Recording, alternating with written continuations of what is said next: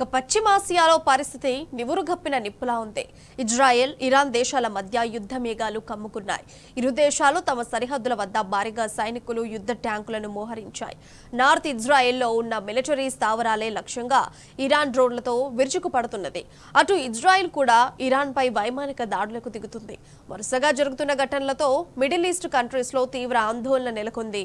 Israel, ఇరాన్లకు ప్రపంచ దేశాలు మద్దతిస్తూ రెండు కూటములుగా విడిపోవడం మూడో ప్రపంచ యుద్ధానికి దారి తీస్తుందనే పరిస్థితులు నెలకొన్నాయి.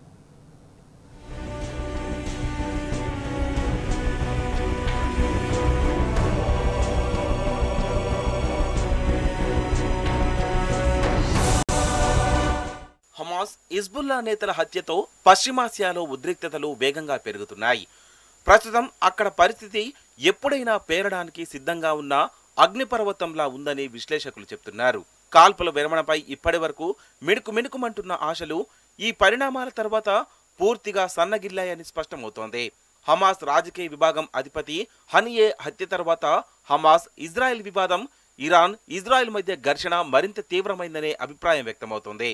తమ గడ్డపై హనియేను హత్య గావించినందుకు ఇజ్రాయెల్కు తగిన గుణపాఠం చెబుతామని ఇరాన్ ఇప్పటికే ప్రకటించింది.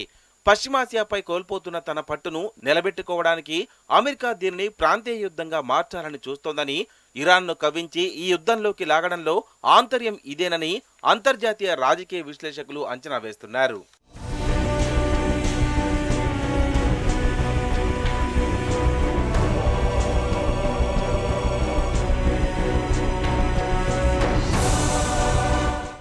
ఇరాన్ పశ్చిమాసియాలోని ఇతర మిత్ర దేశాలను కూడా సంప్రదించి ఇజ్రాయెల్కు ధీటుగా జవాబిచ్చేందుకు సన్నాహాలు చేస్తోంది.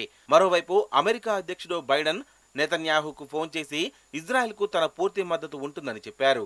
అమెరికా, బ్రిటన్, ఫ్రాన్స్, కెనడా, ఇతర పశ్చిమ దేశాలతో కూడిన కూటమి ఇరాన్, ఇజ్రాయెల్ ఘర్షణను ప్రాంతీయ యుద్ధంగా మార్చేందుకు తమ వంతు పాత్ర పోషిస్తున్నాయి.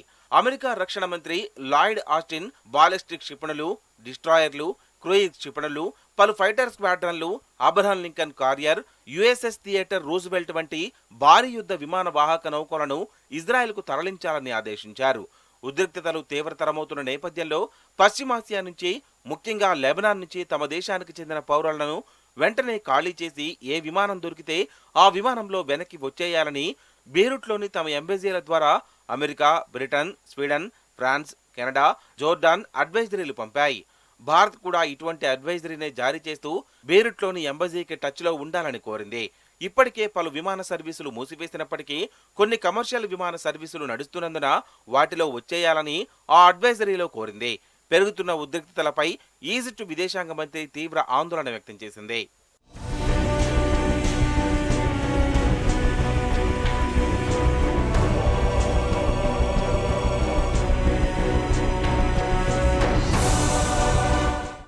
అక్టోబర్ 7న యూదు రాజ్యంపై హమాస్ ఆకస్మిక దాడిని ప్రారంభించిన తర్వాత ఇరాన్, ఇజ్రాయెల్ మధ్య ఉద్రిక్తతలు గరిష్ట స్థాయికి చేరుకున్నాయి. దీనికి ప్రతిస్పందనగా ఇజ్రాయెల్ గాజాలో దాడిని ప్రారంభించింది. అలా జరిగిన దాడిలో గాజా సర్వనాశనమైంది. అలా అప్పటి నుంచి ఇజ్రాయెల్, హమాస్ మధ్య జరుగుతున్న యుద్ధంలో ఇప్పటి వరకు 40,000 మందికి పైగా పాలస్తీనియన్లు, 1400 ఇజ్రాయిలీలు హతులయ్యారు. సాధారణ పౌరులే లక్ష్యంగా హెజ్బుల్లా డ్రోన్లతో దాడులు చేస్తోందని ఇజ్రాయెల్ ప్రభుత్వం ఆరోపించింది. కాగా ఇజ్రాయెల్ కామెంట్ను హెజ్బుల్లా తీవ్రంగా ఖండించింది. కాగా పశ్చిమాసియాలో నెలకొన్న ఉద్రిక్త పరిస్థితుల దృష్ట్యా ఇజ్రాయెల్కు వెళ్లొద్దని సౌత్ కొరియా, జపాన్లు తమ పౌరులకు సూచించింది. కాగా ఇరాన్కు అండగా నిలిచిన రష్యా అధ్యక్షుడు పుతిన్ ఆ దేశ supreme leader Ayatollah Ali Khan ఖుమేనీతో మాట్లాడారు. ఇజ్రాయెల్పై జరిపే దాడుల్లో సాధారణ పౌరులు చనిపోకుండా చూడాలని సూచించినట్లు సమాచారం. ఇజ్రాయెల్లోని సైనిక స్థావరాలే లక్ష్యంగా దాడులు చేయాలని చెప్పినట్టు తెలుస్తోంది.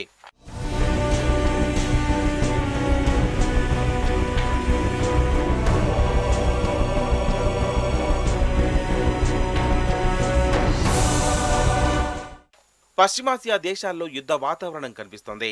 ఇజ్రాయెల్పై యుద్ధం చేస్తామంటూ ఇరాన్ ప్రకటించిన కొన్ని గంటల్లోనే ఇరాన్కు మద్దతుగా రష్యా అంగీకారం తెలిపినట్లు కొన్ని అంతర్జాతీయ పత్రికల్లో కథనాలు వెలువడ్డాయి. ఈ వార్తలకు కొనసాగింపు అన్నట్లుగా 2024 ఆగస్టు 6వ తేదీ రష్యా నుంచి 12 జెట్ ఫైటర్ యుద్ధ విమానాలు ఇరాన్ చేరినట్లు తాజా సమాచారం. ఈ అకస్మాత్తు పరిణామాలతో మూడో ప్రపంచ యుద్ధానికి అంతా సిద్ధం కావాలంటూ సోషల్ మీడియా మొత్తం కోడై కూస్తోంది. రష్యా నుంచి 12 యుద్ధ విమానాలు ఇరాన్ చేరాయన్న నేపథ్యంలోనే లెబనాన్ దేశంలోని లెబనీస్ పట్టణంపై ఇజ్రాయెల్ వైమానిక దాడులు చేసింది. ఈ దాడులతో లెబనాన్లో 5 పౌరులు మరణించారు. దీంతో ఆ రెండు దేశాల మధ్య ప్రస్తుతం ఉద్రిక్త వాతావరణం నెలకొంది. మరోవైపు ఇజ్రాయెల్కు మద్దతుగా అమెరికా రంగంలోకి దిగినట్లు తెలుస్తోంది. అమెరికాకు చెందిన యుద్ధ నౌకలపై అత్యాధునిక యుద్ధ జెట్ ఫైటర్లు ఉండడం ఇప్పుడు సంచలనంగా మారింది. ఈ విషయాన్ని US defence secretary Lloyd Austin స్వయంగా ప్రకటించడంతో ఇప్పుడు సంచలనంగా మారింది. ఈ వరుస ఘటనలతో ఏ క్షణమైనా మూడో ప్రపంచ యుద్ధం ప్రారంభం కావచ్చనే వార్తలతో ఇప్పుడు టెన్షన్ వాతావరణం నెలకొంది.